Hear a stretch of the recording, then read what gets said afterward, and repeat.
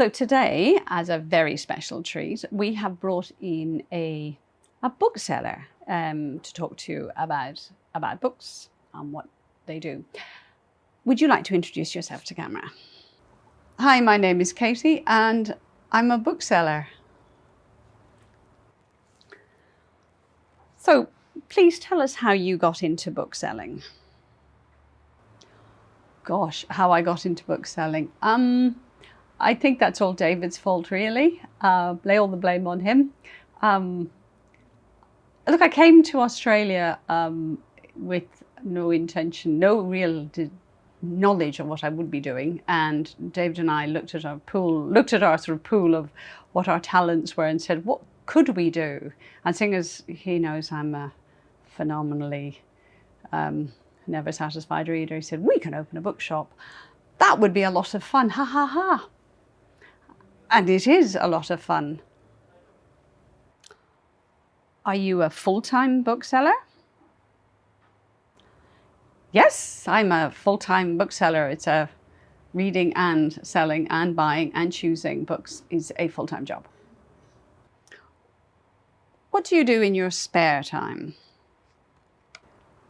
I have a mad dog, so I spend a lot of time trying to train him into some kind of sort of obedience. He's a 1-year-old staghound, and he's a bit nuts. I do all the usual stuff. I read an awful lot, and if I weren't a full-time bookseller, I'd probably be reading even more. And I scribble, I walk, I run.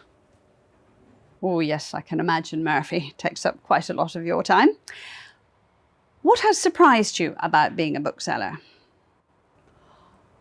Oh golly, how many books there are. I think that's what surprises me the most, is the sheer volume of books that are produced, that are on the market, that I am trying to read. So my book piles beside the bed now make me look like some sort of weird hoarder. And I am very surprised by the diversity and quality of Australia. Well, not surprised by it, but I'm always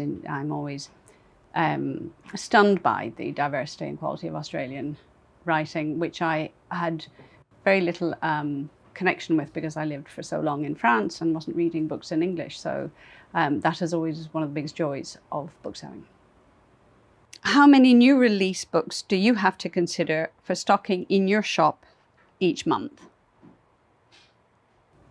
Oh God, that's a really difficult question. When I look at the lists that come in with my different sales reps, there can be thousands of books on those. And some of those, they're not all new releases. Some of them will be sort of a second format of a book we already have, or it'll be a reissue, rejacket, or the next one in a series. But far too many in a way, but it's also your biggest joy. It's like Christmas shopping, saying, I want that, and I want that. But hundreds and hundreds of titles for every month. I mean, it's in the thousands.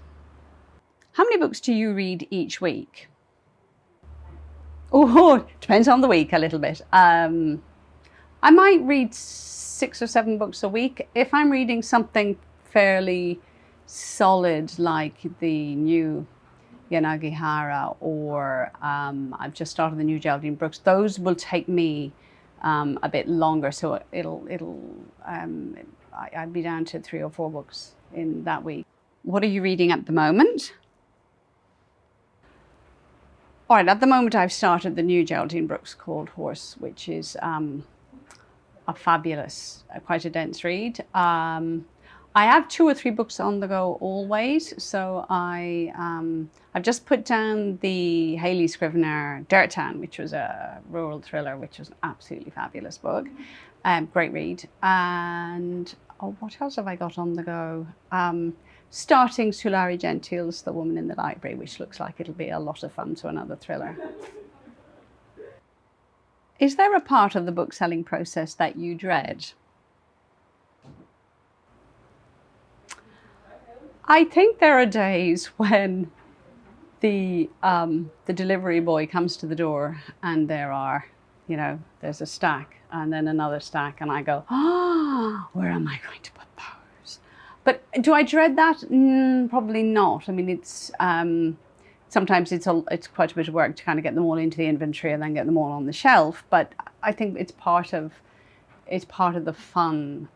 Probably what I dread in a way is that there will be books that I have chosen and they haven't hit the target with my particular customers, and I'll go, I wonder why that didn't work. And I sort of look to what maybe I wasn't doing right, or did I not, bring it to the right people's attention. But whether I dread it or not, nah. I mean, it's a kind of an unhappiness around book selling. You can't sell everything. What would you do if you weren't a bookseller? I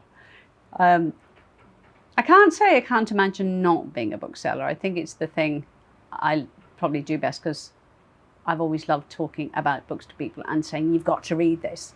And most of my friends who know me would say, oh God, yes, she was the one person who was always foisting books upon us and berating us if we didn't read them. If I weren't, I would probably grow a lot of vegetables. I'd probably have a lot of dogs. And I'd probably write more than I do at the moment. So that would be, I'd probably do, chance me arm. What are your favourite memories so far of book selling in the Leaf Bookshop? Oh, golly, some of my favourite memories so far of book selling in the Leaf Bookshop.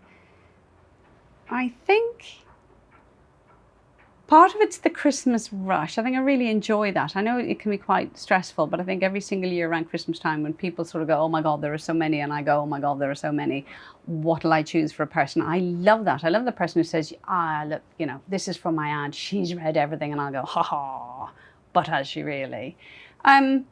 Obviously, our author visits are really big moments for us, and we've had some hilarious encounters with authors who, we were so privileged to get to talk to, and they either knocked us sideways with what they'd written or, turned out to be such a laugh. So I think those have been very, very big and very memorable moments for us. I mean, yeah, it's the conversations. It's the conversations I have with authors, and some of those are still in my mind, and the conversations with customers who will say the most surprising things about books, and I'll go, really? I didn't get that from that book at all. And then we'll re-talk about it and, maybe change our minds about things. Love that. Look, thank you so much for coming in today and talking with us. Thank you so much for talking to me.